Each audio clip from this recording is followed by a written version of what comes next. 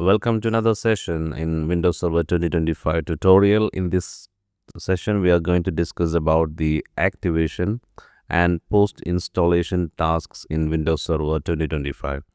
So after installing the server, there are few essential steps to activate the operating system and get it ready for the production use. So we are going to discuss about that today. There are multiple ways to activate Windows Server 2025. You can enter a product key during the installation or activate it later through the settings menu or using a command line tool like SLMGR. In large environments, the enterprise environments, they buy the license as volume licenses. So there you use like a KMS key typically for the volume license activation. You can activate a Windows server from the graphical interface. So once you log into the system, then you can navigate to the activation wizard and there you can enter the product key and activate your system. Let's have a look how to do that.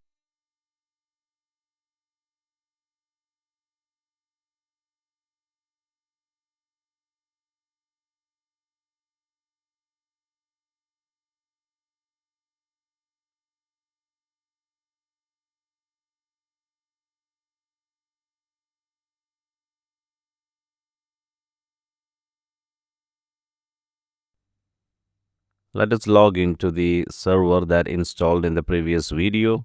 Then click on the start button. Then you go to the settings. Then click on activation.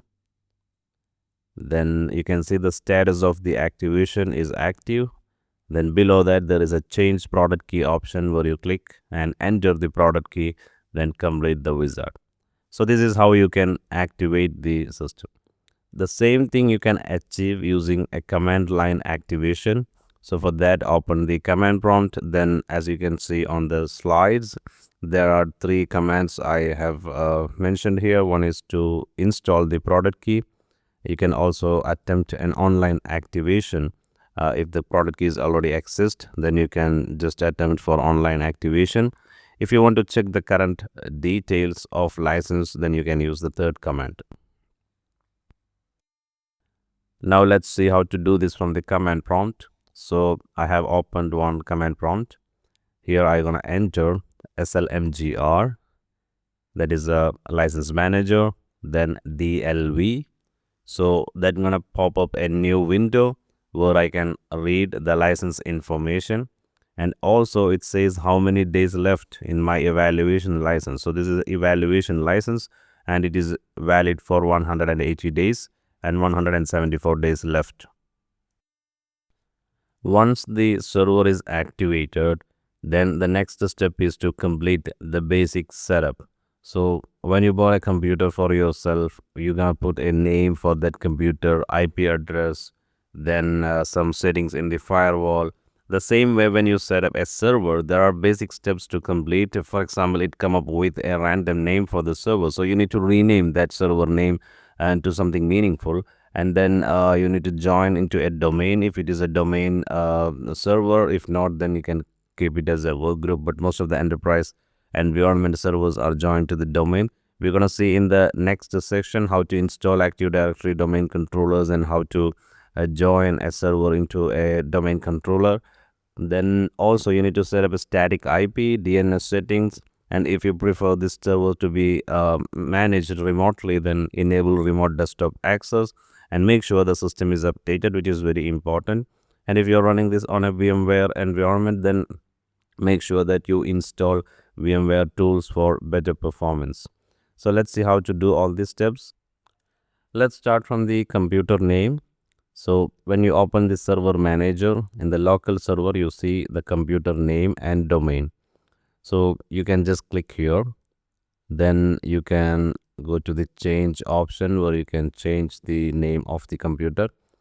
This computer is already a domain computer, so that is why it have a meaningful name and it have a domain name. We will see how to do this in the next section. If you just prepared a server, it will be in a work group and it will have a random name as computer name. So this is the first step that we do. The next is to set up the IP address. So in the same server manager local server, you can see Ethernet 0 and the IP address here. You can click here. That will take you to the control panel, network and internet network connections. You can also reach here from the control panel. Then you double click on it and go to the properties. Here you can manage the IP address. The remote desktop also can be configured from the local server. As you can see, remote desktop, click on this. At present it is disabled, so click on it. Then you can allow the remote connection to this computer. If you prefer not to consider the network level authentication, then untick it. Then you select the users. The administrator already have access. You can add additional users from here. Then click OK, apply and click OK, and that gonna enable the remote desktop. Then the next step is to update the Windows updates. As you can see here, Windows update, you can click on the Windows update option, and that will show you what are the updates ready to install, and you can install it by clicking here. So if you want to pause the Windows update for a week or for a month, this is the place you can handle it. If you want to see the update history, you can come here and check the update history. The advanced options will help you to configure it, when to download, when to restart, what to do. Just download the updates and you manually click to install, or you leave the server an option to download and install it and restart by itself. Though this is up to you based on the criticality of the server. You can choose the method of Windows update.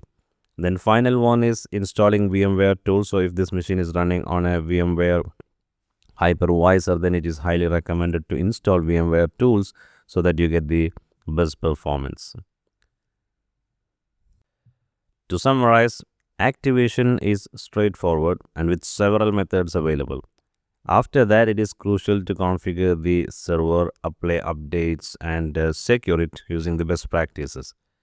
Now, at this point, your server is ready for role specific configuration. So you can configure Active Directory or any other roles that you prefer to install it in this server.